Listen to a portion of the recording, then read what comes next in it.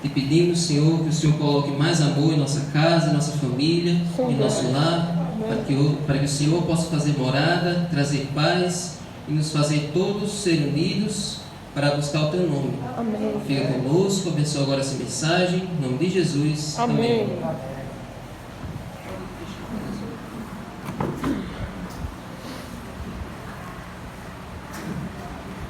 Então, mais uma vez, feliz sábado, irmãos. Hoje nós vamos estudar uma mensagem que envolve a família, porque nós estamos no final de semana que contempla, a família. Hoje vai ter um encontro de casais, amanhã vai ter o dia dos namorados. E hoje eu trouxe uma mensagem que tem tudo a ver com as famílias e também para nós como cristãos individualmente. Vamos abrir nossas Bíblias lá em Lucas 11, do 9 ao 13. Lucas 11, do 9 ao 13. Antes de falarmos de famílias, vamos primeiro entender essa mensagem como indivíduos, como cristãos individualmente. Existem dois termos muito conhecidos, que talvez aqui vocês nunca tenham ouvido falar, mas quando nós estudamos a Bíblia, principalmente nos preparamos para a volta de Jesus, nós temos que ter em mente. Os dois termos são reavivamento e reforma. O que significa reavivar? Reavivar é quando você está ali cansado, está ali abatido, desanimado, e aí vem aquela injeção de ânimo, você recobra força e recobra energia. Isso é reavivar. E uma reforma? Reforma é quando tem alguma coisa quebrada, bagunçada, precisando de conserto, a gente vai lá, reforma ou destrói tudo para construir novamente. Isso é reavivamento e reforma. E na vida espiritual, nós precisamos fazer isso à medida que nós nos preparamos para a volta de Jesus. Nós precisamos nos reavivar e também realizar uma reforma. Como assim nós precisamos nos reavivar?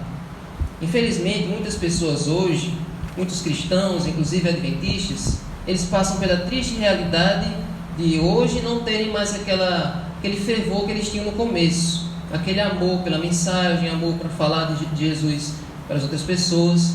Tem gente que não tem mais aquele fervor que tinha no começo. Então, um remédio de Deus, uma orientação de Cristo é que a gente se reavive, mas também que a gente reforme, para que a gente realize essa obra de reforma em nossa vida. Como assim? Se tem algum pecado que está atrapalhando a nossa vida espiritual, se tem ali alguma coisa que está atrapalhando o nosso progresso na vida cristã, a gente deve cortar isso da nossa vida. Mas será que a gente consegue fazer isso sozinho? Será que no ser humano tem essa força de vontade para acontecer esse reavivamento, essa reforma? Vamos ver isso aí em Lucas 11, do 9 ao 13. Por isso, digo a vocês, peçam e lhes será dado, busquem e acharão, batam e a porta será aberta para vocês. Amém. Pois todo o que pede, recebe, o que busca, encontra, e a quem bate, a porta será aberta. Amém. Quem de vocês, sendo pai, daria uma cobra a um filho que lhe pede peixe? Ou daria um escorpião a um filho que lhe pede um ovo? Ora, se vocês que são maus sabem dar coisas boas aos seus filhos, quanto mais o Pai Celeste dará o Espírito Santo aos que lhe pedirem. Está vendo? Olha. Nós, por nós mesmos, nós não podemos nem nos reavivar e nem nos reformar. Nós não temos essa força de vontade. Podemos até tentar fazer isso, mas nós, os seres humanos, temos a mania de começar e não terminar as coisas. E nós não temos essa capacidade de nos purificar por nós mesmos do pecado. A gente só consegue fazer isso com a ajuda do Espírito Santo. Somente pelo poder do Espírito Santo que essas duas coisas são possíveis na vida do cristão, que ele nos reavive e que ele nos reforme. Mas veja aí que o recado de Jesus é o seguinte: olha, vocês busquem e vocês vão achar, vão atrás que vocês vão encontrar, batam e a porta lhes será aberta. Amém. Então vejam, por que Jesus nos estimula a pedir o Espírito Santo? Por que o Espírito Santo não é dado de forma assim, simplesmente Deus não só concede o Espírito Santo? Por que ele estimula a gente a pedir? O que vocês acham? Por que a gente precisa pedir que Deus nos conceda o seu Santo Espírito? Qual é o motivo por que Deus nos estimula a pedir?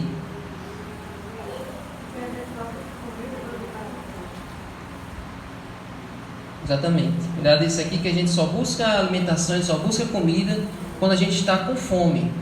Então, ao nós pedirmos, nós estamos demonstrando que nós realmente queremos o Espírito Santo. E olha, nós temos que pedir o Espírito Santo todos os dias, porque nós somos tentados todos os dias. São todos os dias que Satanás nos ataca, Satanás nos tenta a nos afastar de Deus. Então, se os ataques dele são diários, as nossas orações também têm que ser diárias. Tem um inimigo tentando nos derrotar. Então, por isso que a gente deve pedir o Espírito Santo todos os dias. E para pedir o Espírito Santo, é preciso também que a gente se arrependa do pecado. Ou seja, quando a gente vai pedir a orientação do Espírito Santo, é porque a gente já não quer mais se apegar ao pecado. E Deus não pode conceder o Espírito Santo a uma pessoa que não pede. Por quê? Porque nós estamos numa realidade de grande conflito. E o inimigo de Deus, ele está o tempo todo vigiando as ações de Deus. Então, se Deus for conceder o seu Espírito, todo o seu poder, para uma pessoa que não está pedindo, Satanás vai dizer: mas por que você está dando essa bênção, esse privilégio para uma pessoa que não está nem interessada? Para uma pessoa que ainda está apegada aos pecados? Essa pessoa está do meu lado e não do seu. Então é preciso, para que Deus nos conceda o seu Santo Espírito, que a gente se desapegue dos pecados e que a gente se arrependa. Então é por isso que nós precisamos pedir o Espírito Santo. Esse é um argumento que Deus usa para nos conceder essa bênção. É um argumento que Deus usa diante de Satanás. Então essa é a importância de nós pedirmos o Espírito Santo e pedirmos a bênção dele. Porque é só com o Espírito Santo que nós nos reavivamos e que nós podemos reformar a nossa vida. Agora, será que a gente deve buscar isso só para nós mesmos? Será que é sensato? Será que Deus aprova que a gente busque essa bênção só para a gente e não queira repartir, não queira que outras pessoas também tenham essa experiência? Vamos ver lá em Mateus 10, verso 39.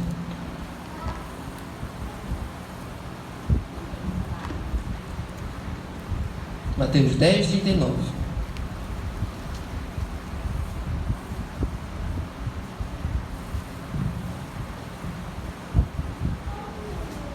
Olha o que diz lá: quem acha a sua vida, a perderá, e quem perde a vida por minha causa, esse a achará. Olha o que Jesus está querendo dizer aqui. A pessoa que busca a salvação apenas para si mesmo e não se importa com a salvação dos demais, essa pessoa vai se perder. Então, se a gente precisa dessa bênção, se a gente precisa que o Espírito Santo mude a nossa vida e que ele transforme o nosso coração, a gente também deve se importar com que os outros ao nosso redor também tenham essa experiência. E ninguém vai para o céu sem ter ajudado outras pessoas a serem salvas também. Cada pessoa que vai ser salva, cada pessoa que vai para o céu, ela também vai levar outra pessoa com ela. Então, onde é que eu quero chegar com essa mensagem?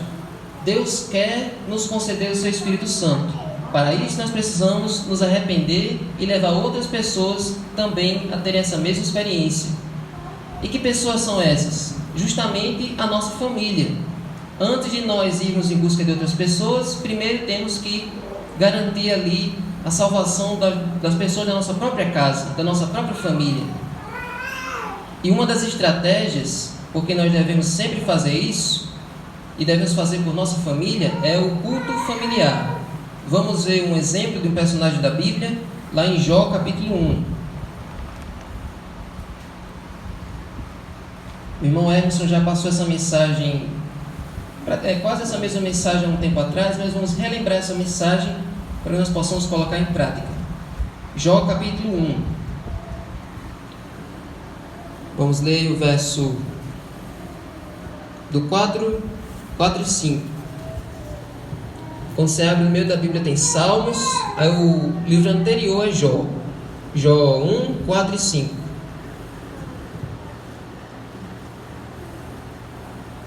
Olha o que diz lá. Vocês já conhecem a história de Jó, sabem que ele era muito rico, tinha muitos filhos, tinha muito gado, muito ouro. E ele era temente a Deus. Ninguém no mundo era tão temente a Deus quanto ele. E olha qual era a atitude dele. Jó 1, verso 4 e 5. Os filhos dele, de Jó, iam às casas uns dos outros e faziam banquetes, cada um por sua vez. e mandavam convidar suas 3 irmãs a comerem e beberem com eles. Quando se encerrava um ciclo de banquetes, Jó chamava os seus filhos e os santificava. Levantava-se de madrugada e oferecia holocaustos ou sacrifícios, segundo o número de todos eles. Ele tinha 7 filhos e 7 filhos, então eram 14 ali sacrifícios. Pois Jó pensava assim: talvez os meus filhos tenham pecado e blasfemado contra Deus em seu coração. E Jó fazia isso quando? Continuamente. Então olha o hábito de Jó. Jó tinha esse hábito de sempre consagrar os seus filhos diante de Deus. Ele fazia esse culto familiar que envolvia esses sacrifícios. Então ele tinha o cuidado de que a sua família permanecesse sempre na presença de Deus e de que seus filhos percebessem ali a gravidade do pecado e que eles próprios se arrependessem. E ao longo da Bíblia nós vemos outros personagens fazendo essa mesma cerimônia. Quando Noé saiu da arca, qual foi a primeira coisa que ele fez? Juntou toda a sua família e fez um sacrifício ali diante daquele mundo novo. Toda vez que Abraão se mudava de um lugar para o outro, ele fazia ali um altar junto com a sua família. E assim, ao longo de toda a Bíblia, nós vemos diversos personagens fazendo culto familiar ali com seus parentes. Mas por que é importante esse culto acontecer na família? Porque ali todos vão estar buscando o reavivamento do Espírito Santo juntos. Eu não posso buscar o Espírito Santo sozinho enquanto a minha família não faz a mesma coisa. O Espírito Santo quer ser derramado numa família inteira, entre cada membro de uma casa. E tem muitos benefícios de um culto familiar. O primeiro é que ele fortalece a união da família. Porque nos cultos familiares, por exemplo, de manhã, a família se reúne para planejar o que vai ser feito durante o dia. Então, cada membro da família se sente especial, se sente importante, porque ali vão estar sendo debatidos os assuntos do dia. E à tarde, um benefício do culto familiar à tarde, porque ali nós contamos as bênçãos do dia, as experiências do dia, ou seja, estimula a comunicação entre os membros da família, porque tem pessoas por aí, tem casas por aí que as famílias não conversam. Casas por aí que as pessoas só chegam, comem, dormem, vão embora e não tem aquele momento de conversa, não tem aquele momento de comunicação, e por isso os laços familiares se desatam muitas vezes. Então o culto familiar é justamente para promover essa comunicação e essa união entre os membros da casa. E mais, o culto familiar também fortalece a fé dos filhos, porque eles vão perceber o seguinte: olha, que meus pais são na igreja, eles são em casa também. O culto não é só na igreja, também é em casa.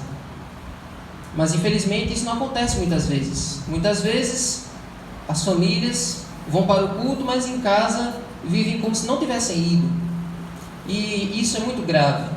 Tanto é que existe uma brincadeira entre as crianças, entre os jovens, um trocadilho que eles fazem. Alguém pergunta assim: que oração? É o que é que eles respondem? O que é que eles respondem, né? Quando alguém pergunta que oração? Oração só na igreja. Então olha a ideia que ele já tem: oração, buscar a Deus é só na igreja. Em casa isso não acontece. Então é preciso que os cultos familiares sejam feitos, porque eles vão entender que é importante ter reverência em Deus, tanto na sua casa como na própria casa deles. Deus quer morar tanto nesse templo, quanto na casa deles, quanto no coração deles.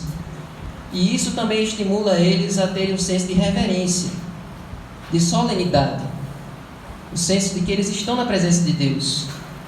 Por que muitos não entendem que esse é um lugar sagrado, que esse é um lugar santo, que é para estar aqui em contato com Deus? Porque eles não veem isso acontecendo em casa. Eles não veem isso acontecendo na casa deles.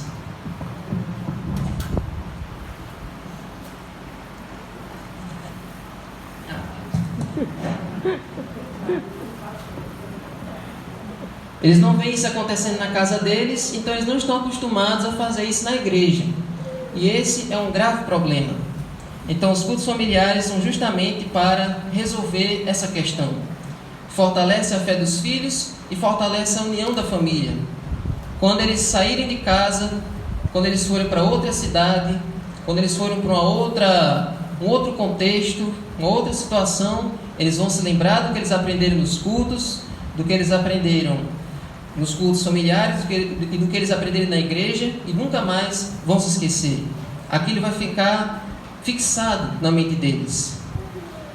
E mais, nos cultos familiares também estimula a leitura da Bíblia. Por quê? Porque ali no culto de manhã, no culto cedo, o que é que acontece? A gente sai ali das nossas leituras individuais e quando chega ali no momento do culto em família, cada um compartilha o que mais chamou a atenção durante a leitura do dia. Olha só, você viu o que foi que Corá disse com Moisés? Corá chegou e disse que Arão não era mais digno de ser sacerdote, e outros e aí Deus mandou abrir a terra e a terra engoliu Corá, sua família, com tudo que eles tinham. Então ali cada um compartilha o que mais chamou a atenção na leitura e ali a leitura vai ficando interessante na mente dos pais e dos filhos e vai estimulando a leitura da Bíblia todos os dias. E também vai estimulando ali o momento do louvor. Tem muitas pessoas que não aprendem os hinos, não aprendem os louvores, porque só cantam aqui na igreja. Em casa é importante ter esses momentos dos louvores, porque a gente vai aprendendo os hinos e convidando ali a presença dos anjos de Deus para estar na nossa casa. Então esse é um remédio que Deus coloca em nossa vida para que o Espírito Santo seja derramado em nós e em nossa casa. Amém. E é isso que nós devemos praticar todos os dias. E se, por exemplo, na casa só tem um adventista, ele pode convidar ali os outros membros da família para ler a Bíblia, para louvar. E se eles não quiserem, pode convidar ele para fazer uma oração quando forem começar o dia, antes de comer, quando eles forem sair de casa. E ali eles vão percebendo o quanto Deus vem transformando a sua vida. Quando eles virem a transformação que Deus faz na sua vida, eles vão querer ser transformados também. Amém. Mas infelizmente, amigos, essa bênção que deveria acontecer em toda casa de cristãos e de adventistas, muitas vezes não vem acontecendo. Olha só, tem alguns dados aqui. Antes eu queria ler uma citação de Ellen White. Olha o que ela diz: se já houve um tempo em que toda casa deveria ser uma casa de oração, agora é esse tempo. Contudo, nesse tempo de terrível perigo, alguns que professam ser cristãos não celebram o culto doméstico, não honram a Deus no lar e não ensinam os filhos a amá-lo e temê-lo. Olha, essa é uma realidade triste. E olha alguns dados aqui de uma estatística que fizeram. Em 2013, perguntaram assim: com que frequência vocês realizam o culto familiar? Isso aqui era com os adventistas. 16% dos entrevistados em 2013 disseram que nunca realizavam culto familiar. 16%. 12% disseram que era menos de uma vez por mês. 14% disseram que era uma vez por semana que eles realizavam. 22% disseram que nem todos os dias eles realizavam. Eles falhavam alguns dias. E 36%, ou seja, quase um terço ali dos adventistas, realizavam todos os dias. Ou seja, de todos os adventistas, só um terço realizavam o culto todos os dias. E olha a mudança que teve de 2013 para 2018. Em 2013, 16% faziam culto, nunca fizeram culto. E em 2018 esse número subiu para 22%. 22% dos adventistas nunca realizavam culto familiar. Em 2013, 12% dos adventistas realizavam ali pelo menos uma vez por mês. E em 2018 esse número subiu só para 13%. Subiu bem pouco. Em 2013, 14% dos adventistas realizavam uma vez por semana. E em 2018 esse número caiu para 12%. Em 2013, 22% dos adventistas não realizavam todos os dias, falhavam ali alguns dias. E em 2018 esse número caiu para 17%. Agora olha a mudança dos que realizavam todos os dias. Em 2013 eram 36%. Em 2018, 37%. Então é uma realidade que mudou pouco. E essa é uma realidade muito triste, é uma realidade assim que nós não gostaríamos de ver. Então, amigos, o desejo de Deus é que, se você quer ver essa mudança, se você quer ver essa mudança tanto na igreja como na congregação, você precisa começar essa mudança. A partir de hoje, amigos, vamos nos lembrar de que Deus quer reavivar você. Deus quer encher você, Deus quer turbinar você com seu Espírito. Amém. E Ele quer remover tudo que não presta da sua vida. Todas aquelas coisas que atrapalham a sua vida espiritual, Deus quer tirar hoje. Mas Deus não quer tirar só de você, Deus quer tirar de toda a sua casa. Então Deus quer que você hoje seja esse instrumento para a transformação da sua casa, para a transformação do seu lar. E eu quero ler mais um texto aqui de Ellen White, de uma visão que ela teve desse processo aqui. Quando todas as pessoas tiverem essa decisão de se comprometer, de ser a transformação da sua casa, olha o que vai acontecer. Fiquei profundamente impressionada com as cenas que ultimamente passaram perante mim nas visões da noite. Parecia estar se operando um grande movimento, uma obra de reavivamento em muitos lugares. Nosso povo acorria aos seus postos, atendendo ao chamado de Deus. Em visões da noite passaram perante mim representações de um grande movimento reformatório entre o povo de Deus. Amém. Os doentes eram curados. Amém. E outros milagres eram operados. Amém? Glória a Deus. Quando você decidir mudar, quando a sua família decidir mudar, os milagres vão acontecer. Amém. Deus poderá usar você e os membros da sua casa para operar milagres por aí e para testemunhar do nome dele para o mundo. Amém? E eu quero finalizar com um texto lá de Atos 16, 31 e vamos com essa mensagem para casa. Atos 16, 31.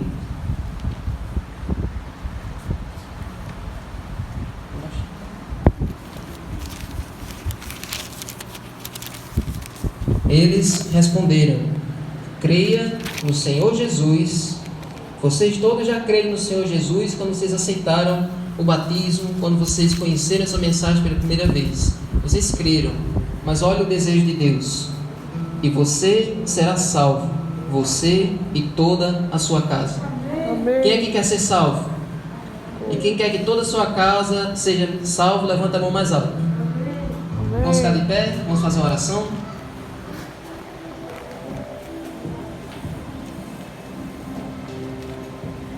Oremos. Senhor Deus, te agradecemos, Senhor, porque o teu desejo de nos transformar e de derramar o teu Santo Espírito não se estende apenas a nós, mas também a nossa família. Nos ajuda, Senhor, a ser os teus instrumentos para a transformação da nossa casa e para o avanço do teu Evangelho. No passado, o Senhor mandou construir uma casa para que o Senhor pudesse morar no meio de nós. E hoje o Senhor quer morar nas casas de cada um de nós, nas famílias de cada um.